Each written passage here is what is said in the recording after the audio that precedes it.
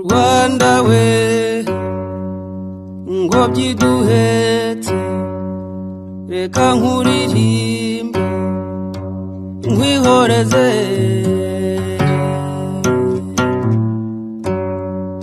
ndibuka uribuka turibuka. Kuri inshuro ya 32 twibuka Genocide yakorewe Abatutsi, insanganyamatsiko yacu iracyari kwibuka twiyubaka.